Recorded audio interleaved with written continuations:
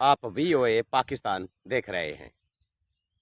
सबसे पहले मेरी आपसे रिक्वेस्ट कि मेरे चैनल को लाइक करें, सब्सक्राइब करें और कमेंट सेक्शन में अपनी राय का इज़हार ज़रूर करें। अहम तरीन और सबसे बड़ी ब्रेकिंग न्यूज़ आपको देने जा रहा हूँ। ये सबसे बड़ी खबर है जो इस वक्त सामने आई है।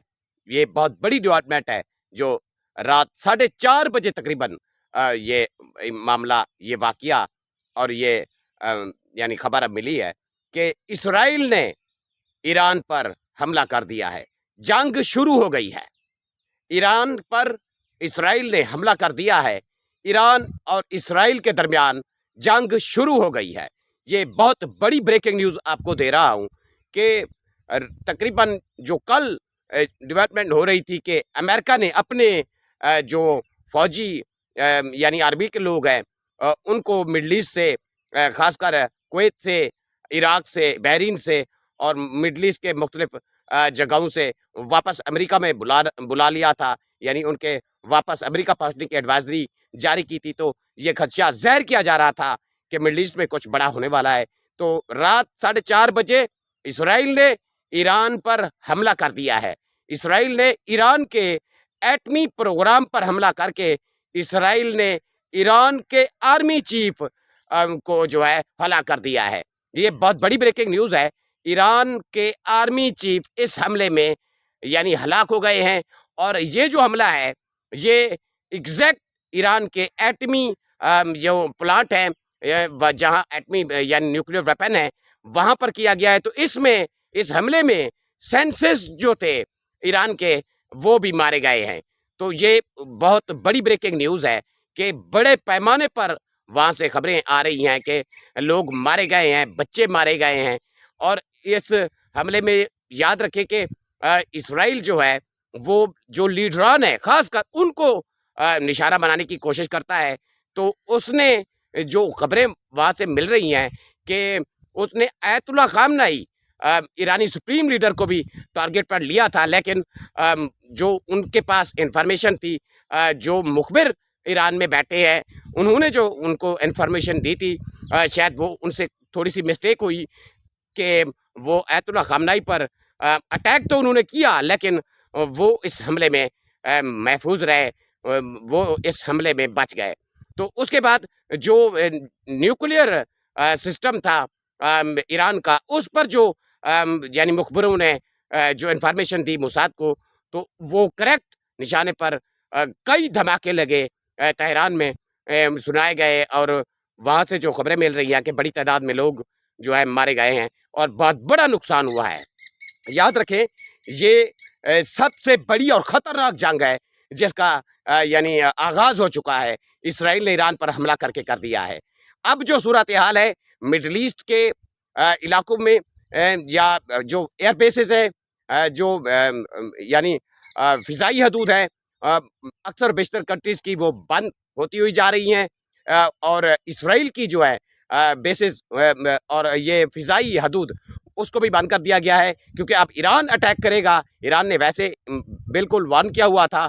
तो पहले सबसे पहले जो ईरान में एक अहम मीटिंग हुई है उसमें ये सोचा जा रहा है या देखा जा रहा है या गौर किया जा रहा है कि इस हमले में जो ये हमला हुआ है ईरान पर, इसमें कौन सी बेसिस और कौन से कंट्रीज़ के मुलविस होने के सबूत मिलते हैं। इस बात पर डिस्कस की जा रही है कि उसके बाद जो है ईरान ने अटैक करना है। तो साफ ज़ाहिर है तो इस वक्त भी ईरान में इमरजेंसी नाफिज है। और ईरान में जो सूरत हाल है कि ईरान की जो फ़िज़ाई हदूद है वो बंद कर दी गई है। किसी भी प्लान के लिए यानी वो बंद कर दी गई है। तो अब सूरत हाल बड़ी ख़तरनाक मोड़ पर, क्योंकि ईरान के साथ अमेरिका डील कर रहा था निगोसिएशन के सिलसिले में, यानी न्यूक्लियर वेपन के खात्मे के हवाले से मुज़ाकरात जारी थे, छठा राउंड होने वाला था। लेकिन अब ये चालाकी आप अमेरिका की तसव्वुर कर सकते हैं कि उन्होंने अपने लोगों को मिडल ईस्ट से पहले निकाला और उसके बाद क्योंकि अमेरिका कह रहा था कि इसराइल हमला करने वाला है। तो इस सारे गेम के पीछे आप सब जानते होंगे कि यानी इसका महवर कौन है और इसका मेन खिलाड़ी कौन है। तो अब हमला हो गया है ईरान पर और ईरान जो है वो अब इसको जवाब देगा, इसराइल को जवाब देगा। याद रखिए कि ईरान की जो सपोर्ट है वो जो कंट्रीज़ है जैसे यमन है यमन के हौसी है जिन्होंने पहले नाथ डाली अमेरिका को, इसराइल पर अटैक किए उन्होंने, मिसाइल दागे इसराइल पर। तो दूसरी तरफ जो लिबनान से हिजबुल्लाह है, अब वहां से भी इस पर अटैक होंगे। तो ये जो है अब दुनिया को तीसरी जंग अजीम से कोई नहीं बचा सकता। ये वर्ल्ड वॉर 3 का ये पहला हमला इसराइल कर चुका है ईरान पर, और ईरान अब जवाब देने के लिए बिल्कुल परतोड़ रहा है। लेकिन इसराइल ने क्या कहा है? इसराइल ने कहा है, वज़ीर आज़म नेतन्याहू ने कहा है कि वो हमले जारी रखेंगे, इससे बड़ा हमला करेंगे। तो आप अंदाज़ा करें कि उनका टारगेट जो है अयतुल्लाह खामनेई है, सुप्रीम लीडर ईरान के। लेकिन इस बार तो वो बच गए हैं। अब जो इसराइल स्ट्रेटजी बना रहा है उसके मुताबिक वो दोबारा डबल हमला करेंगे, यानी बड़ा हमला करेंगे। तो उसके बाद ईरान भी उन पर हमले के लिए तैयार बैठा है। तो जो ईरान ने ऐलान किया हुआ है, यानी वार्न किया हुआ है कि वो जो अमेरिका की बेसिस हैं मिडल ईस्ट में खासकर, वो निशाने पर लेगा। तो अब बहुत बड़े पैमाने पर मिडल ईस्ट में जो खतरा ज़ाहिर किया जा रहा था, जो खदशा ज़ाहिर किया जा रहा था तीसरी जंग अजीम के स्टार्ट होने का, वो बिल्कुल स्टार्ट हो चुका है। जो आने वाले दिनों में कितनी खतरा पूरी दुनिया को हो सकता है, लग ऐसे ही रहा है जिस तरीके से ये ईरान पर हमला हुआ है। तो ये जो सिलसिला है अब रुकने वाला नहीं है, क्योंकि ये दुनिया के अब लग रहा है कि कोने कोने में फैलेगा और पूरी दुनिया इसकी लपेट में आएगी। क्योंकि ईरान ने पहले ही ऐलान किया था कि वो पहले सबसे पहले इस बात को देखेंगे कि इसमें जो है किस मुल्क ने इसराइल की और ईरान की सपोर्ट की। इस सारे सिनेरियो में अगर किसी भी कंट्रीज पर ईरान को शक होता है तो यकीन करें वो ईरान उसको छोड़ेगा नहीं, ईरान पहले उस पर भी अटैक करेगा। तो यूं वर्ल्ड वॉर 3 का जो यानी अलार्म है वो बज चुका है। खतरा है जो पूरी दुनिया पे अब मंडलाना शुरू हो गया है, क्योंकि ईरान पर हमला अब जो है ये दुनिया के लिए कितनी खतरनाक हो सकता है और ईरान इसका कितनी जवाब देता है, और मजीद ये लड़ाई कितनी चलती है, कितनी दिन जाती है, ये किसी को अंदाजा भी नहीं है। क्योंकि अब जो ये जंग शुरू हुई है ये ना खत्म होने वाली जंग है।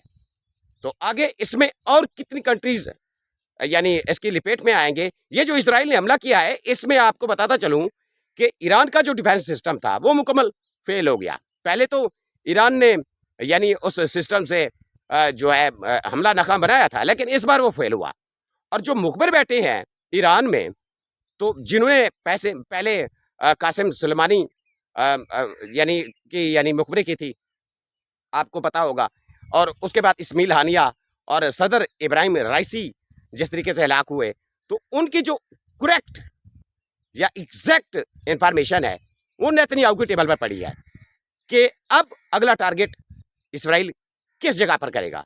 तो इस सारे सिनेरियो में चाइना और रशिया, इन दोनों के लिए बड़ा परेशान कौन मरला है, क्योंकि रशिया हर सूरत में ईरान की बैक पे खड़ा है। तो इस हमले के बाद अब जो तेल की कीमतें हैं वो भी एक झटके में आ गई हैं और आसमान को छूने के लिए जा रही हैं। तो अब इसराइल के साथ चाइना और रशिया क्या स्टैंड लेते हैं, ईरान के साथ कितनी ताउन कर सकते हैं, ये आने वाले वक्त में पता चलेगा। बहरहाल ये वर्ल्ड वॉर 3 का पहला कदम इसराइल ने उठा लिया है। ये ना खत्म होने वाली जंग अब ना जाने कितनी कंट्रीज को लपेट में लेती है और कितने दिन चलती है, ये तो किसी को अंदाजा नहीं है। लेकिन ईरान ने जो इसका बदला लेना है वो बिल्कुल पीछे हटने के लिए तैयार नहीं होगा। भले इसराइल दोबारा अटैक करे या लेट करे, ईरान उस पर हमला करेगा।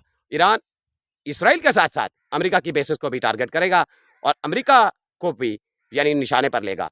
तो इस सारी सूरत हाल में इस हमले में बड़ी तादाद में लोग मारे गए हैं, ये खबरें भी मिल रही हैं। बच्चे मारे गए हैं, सर्विसेज मारे गए हैं और आर्मी चीफ हलाक हुए हैं बाकरी। तो आप अंदाजा करें इसके बाद कितनी खतरा मजीद बढ़ गया है ईरान पर इसराइल के हमले से। मजीद जो भी डिटेल होगी आप तक पहुंचाऊंगा मैं। तब तक के लिए अल्लाह हाफ़िज़।